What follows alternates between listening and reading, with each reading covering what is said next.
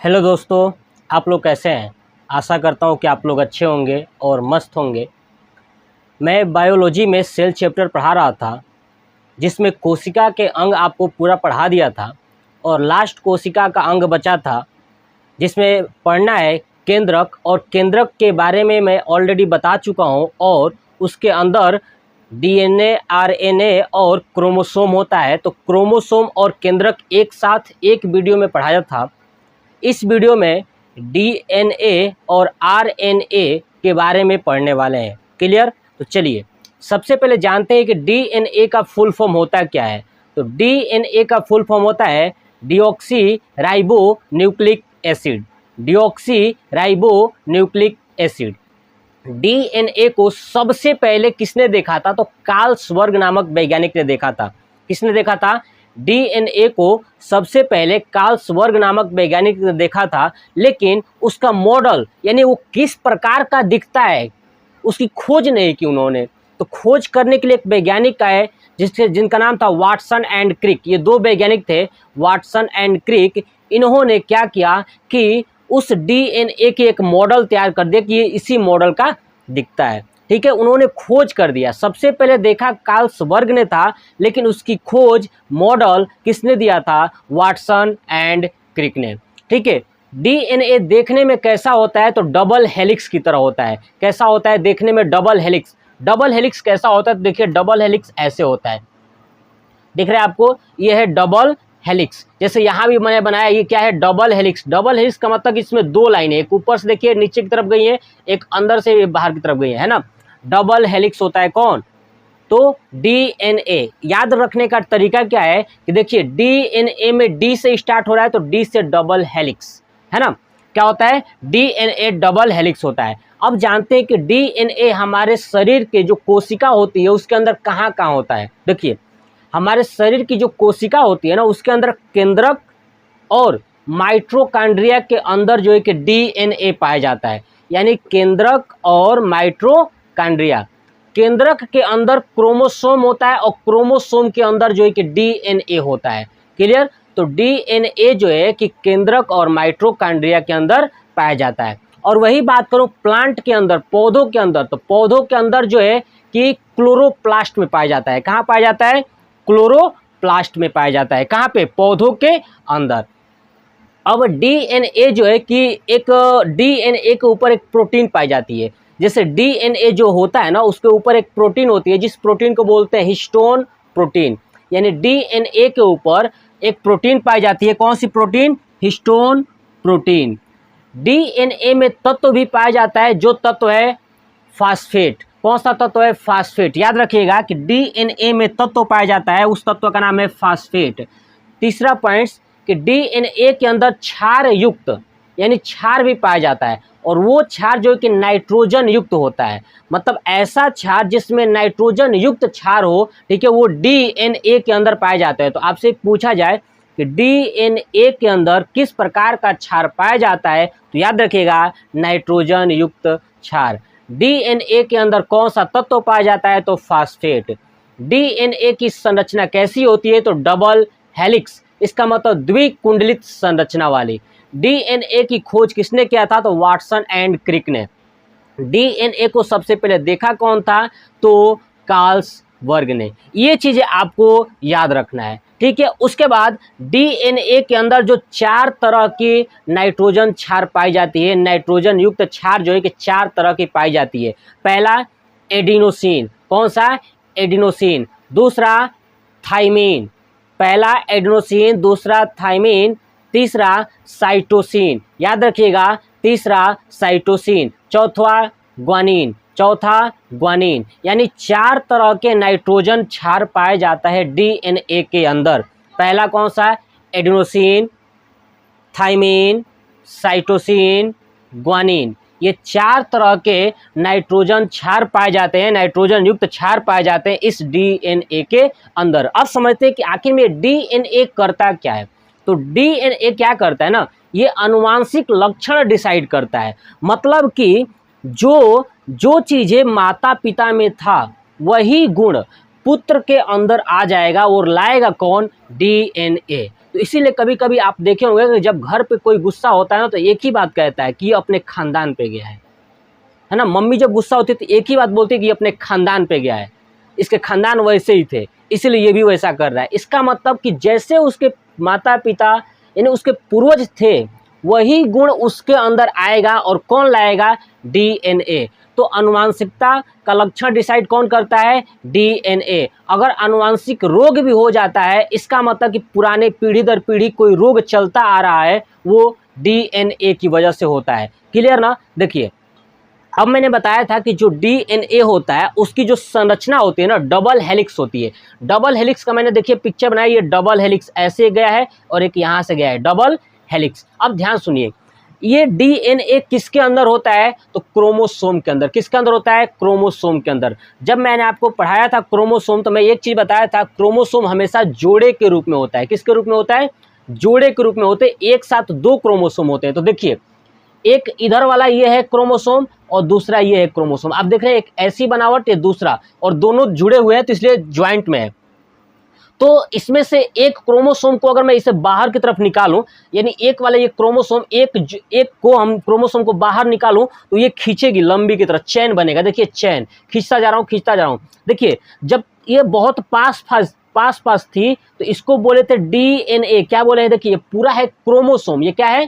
Chromosome. Chromosome को जब खींचेंगे ना, खींचेंगे तो क्या बनेगा? डीएनए। और डीएनए को और खींचेंगे तो ऐसी संरचना बनेगी, ठीक है। और ये इसको क्या बोलेंगे? देखिए, यहां से लेकर के जो यहां खत्म हो रहा है, देखिए ध्यान से, इस इतने से पॉइंट्स को बोलेंगे जीन। क्या बोलेंगे? तो जीन। तो आपसे पूछा जाए कि क्रोमोसोम के अंदर क्या पाया जाता है, तो डीएनए, और डीएनए के अंदर क्या पाया जाता है, तो जीन। अब क्वेश्चन यहां से बहुत तरीके के बनते हैं। देखिए, क्वेश्चन पूछा जाता है कि मान लीजिए कि आपके सामने ऑप्शन हो क्रोमोसोम, डीएनए, जीन और एक नॉन ऑफ दीज। 4 ऑप्शन है और प्रश्न सुनिए। प्रश्न ये है कि इनमें से कौन सा अनुवांशिक लक्षण डिसाइड करता है? तो आपका आंसर क्या होगा? देखिए, क्रोमोसोम के अंदर डीएनए और डीएनए के अंदर क्या होता है? जीन। तो आपका आंसर, पहला प्रेफरेंस आंसर होगा जीन। पहला क्या होगा? Answer gene. दूसरा होगा डीएनए। तीसरा होगा क्रोमोसोम। अगर सपोज करिए एग्जाम में पूछ दिया क्वेश्चन और इन तीनों में से कोई भी एक आंसर दिया है, ठीक है, अगर मान लीजिए कि 2 दिया है तो पहले नंबर का क्या होगा आंसर? जीन। दूसरा डीएनए, तीसरा क्रोमोसोम। तो आपको समझ में आया ना? क्रोमोसोम को जब खींचेंगे तो क्या बनेगा? डीएनए। और डीएनए को और खींचेंगे तो क्या बन जाएगा? वो जीन। क्या बनेगा? वो जीन। अब जीन में देखा गया कि देखो, इसमें क्या हुआ कि इस जीन को अंदर जाके देखा एक वैज्ञानिक था जिसका नाम था जोहानसन। क्या नाम था? जोहानसन। जोहानसन ने जीन के अंदर जाके झांका और देखा ना कि इसके अंदर भी कुछ ऐसा लाइनिंग बनी है। देखिए लाइनिंग, और इसको मैं यहाँ जूम करके यहाँ पे लाता हूँ। देखिए ये लाइनिंग दिख रहा है ये, ठीक है। देखिए ये वाली लाइनिंग दिख रहा है ना, जो मैंने बनाया लाइनिंग, ये लाइनिंग, ठीक है। तो ये जो लाइनिंग है इसको नाम दिया उसने न्यूक्लियोटॉइड, है ना, न्यूक्लियोटॉइड। देखिए मैंने लिखा है न्यूक्लियोटाइड। इसने क्या नाम दिया? जोहानसन ने इसका क्या नाम दे दिया? न्यूक्लियोटाइड। न्यूक्लियोटाइड दे दिया। अब सुनिए, एक आपको दिख रहा है ये ऊपर वाला न्यूक्लियोटाइड, एक ऊपर है और एक नीचे, मतलब ये 2 लाइनें से दिख रहे हैं ना, ऐसे करके ये पूरी लाइनिंग बनी हुई है। देखिए ये भी न्यूक्लियोटाइड है, ये भी न्यूक्लियोटाइड, ये भी न्यूक्लियोटाइड। तो देखिए जो ये एक ये बना है ना, एक जीन के अंदर टोटल 10 न्यूक्लियोटाइड थे। कितने? 10 न्यूक्लियोटाइड। एक जीन के अंदर जो ये लाइनिंग दिख रही है एक जीन वाली, ठीक है ना, इसके अंदर टोटल कितने? 10 कितने? 10 न्यूक्लियोटाइड। कितने न्यूक्लियोटाइड है इसमें अंदर? 10 न्यूक्लियोटाइड। अब वो 10 न्यूक्लियोटाइड है तो ध्यान से सुनिए, एक न्यूक्लियोटाइड से दूसरे न्यूक्लियोटाइड के बीच की जो दूरी है ना, 3.4 एंगस्ट्रॉम। याद रखिएगा कि एक न्यूक्लियोटाइड से दूसरे न्यूक्लियोटाइड के बीच की दूरी, यानी एक न्यूक्लियोटाइड से दूसरे न्यूक्लियोटाइड के बीच की दूरी 3.4 एंगस्ट्रॉम होता है। कितना होता है? 3.4 एंगस्ट्रॉम। मैं लिख देता हूं, देखिए, तो 3.4 एंगस्ट्रॉम, यानी एक न्यूक्लियोटाइड से दूसरे न्यूक्लियोटाइड के बीच की दूरी 3.4 एंगस्ट्रॉम। अब देखिए 3.4, लेकिन ये टोटल दूरी जो है कि 10 का 10 का कितना हो जाएगा? तो 34 एंगस्ट्रॉम। कितना हो जाएगा? 34 एंगस्ट्रॉम। आपसे पूछा जाए कि कि न्यूक्लियोटाइड की दूरी कितनी है, तो 34 एंगस्ट्रॉम। लेकिन ये पूछा जाए कि दो न्यूक्लियोटाइड के बीच की दूरी कितनी है, तो 3.4 एंगस्ट्रॉम।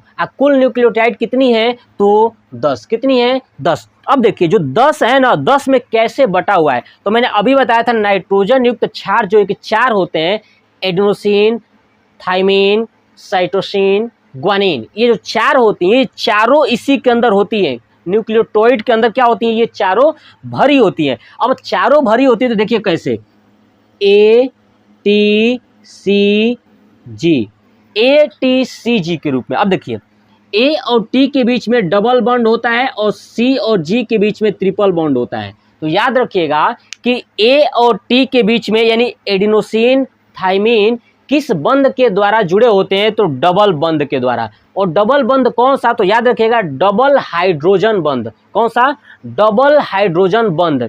और सी और जी के बीच में ट्रिपल हाइड्रोजन बंध होता है। कौन सा बंध होता है, ट्रिपल हाइड्रोजन बंध।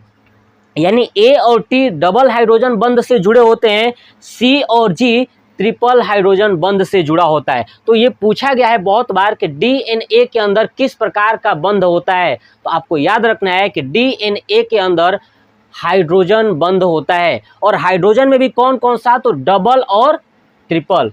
डबल हाइड्रोजन बंध से कौन कौन जुड़ा होता है, तो एडिनोसिन, थाइमिन। ठीक है, ए और टी, तो एडिनोसिन, थाइमिन। अब आपसे पूछा है कि ट्रिपल हाइड्रोजन बंध के द्वारा कौन कौन सा जुड़ा होता है, तो सी और जी यानी साइटोसिन और ग्वानिन। ठीक है, तो ये था डीएनए के बारे में, इससे ज़्यादा आपको याद नहीं रखना है। चलिए अब हम लोग जानते हैं कि आरएनए क्या होता है। देखिए आरएनए को बोलते हैं राइबोज न्यूक्लिक एसिड। क्या बोलते हैं, राइबोज न्यूक्लिक एसिड।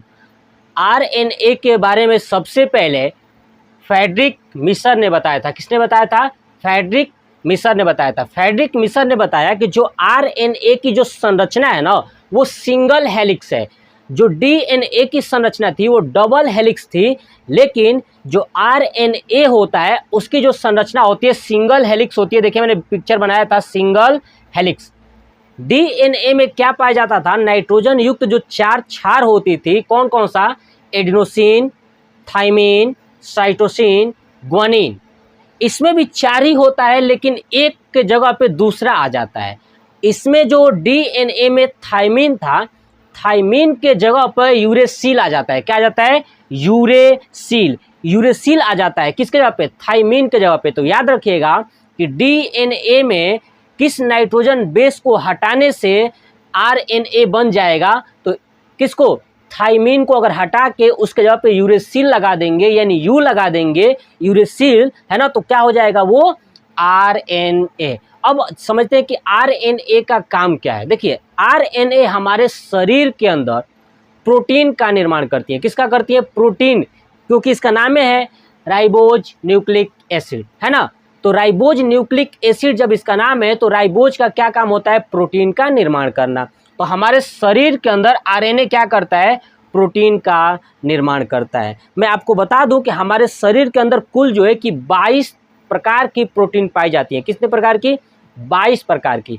22 प्रकार की जो प्रोटीन होती है उसमें से 12 प्रकार की प्रोटीन हमारा शरीर खुद बनाता है, और उसमें ये आरएनए खुद बनाता है। आ समझे ना, 22 प्रकार की जो प्रोटीन है उसमें से 12 प्रकार की प्रोटीन ये आरएनए बनाता है, और 10 प्रकार की प्रोटीन हम बाहर से लेते हैं, बाहर से खाना यानी भोजन के रूप में ग्रहण करते हैं। ठीक है, वो क्या है, आरएनए। अब सुनिए, आरएनए जो है कि अब मैंने बता दिया कि ये सबसे ज़्यादा क्या बनाता है, प्रोटीन बनाता है। तो सबसे ज़्यादा प्रोटीन आपसे पूछा जाए कि हमारे शरीर में सबसे ज़्यादा प्रोटीन कौन सा है, तो मैंने प्रोटीन वाले चैप्टर में भी बताया था और यहाँ भी बताना चाहता हूँ, बता देता हूँ। चलिए, सबसे ज़्यादा प्रोटीन जो पाया जाता है हमारे शरीर के अंदर वो त्वचा पर पाया जाता है, कोलेजन प्रोटीन। कौन सा प्रोटीन, कोलेजन प्रोटीन, जो त्वचा पर है। क्योंकि सबसे बड़ा हमारा जो है कि अंग है वो कौन सा है, क्या है वो, सबसे बड़ा अंग जो है कि त्वचा ही है ना। त्वचा जो है कि पूरे बॉडी पे है, तो त्वचा है सबसे बड़ा अंग।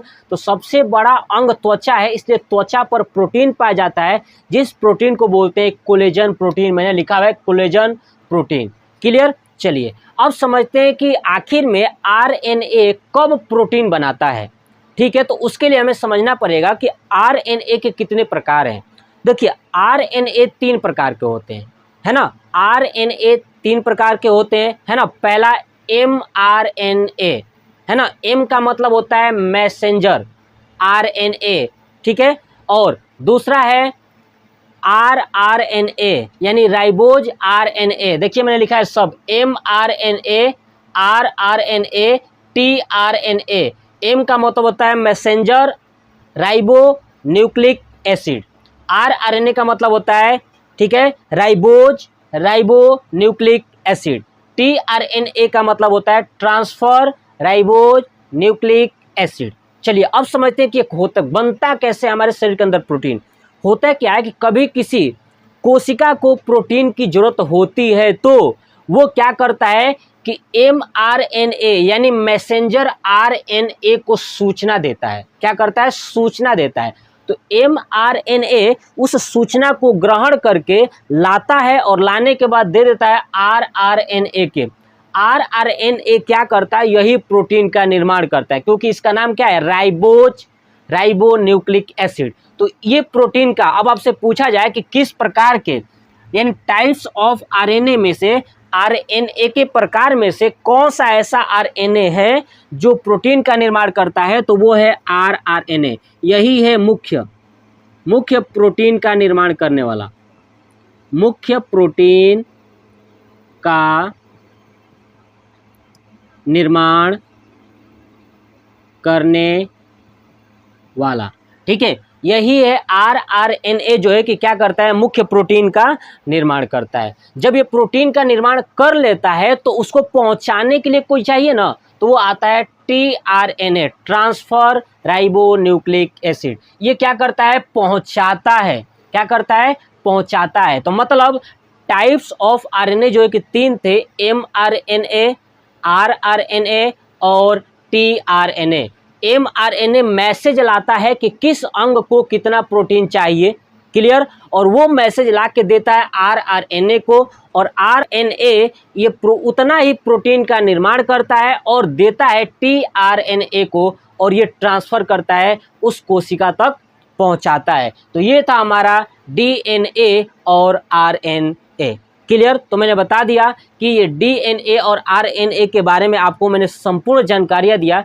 ये जानकारी आपको कैसी लगी कमेंट बॉक्स में कमेंट करके जरूर बताइएगा। जय हिंद, जय भारत, वंदे मातरम।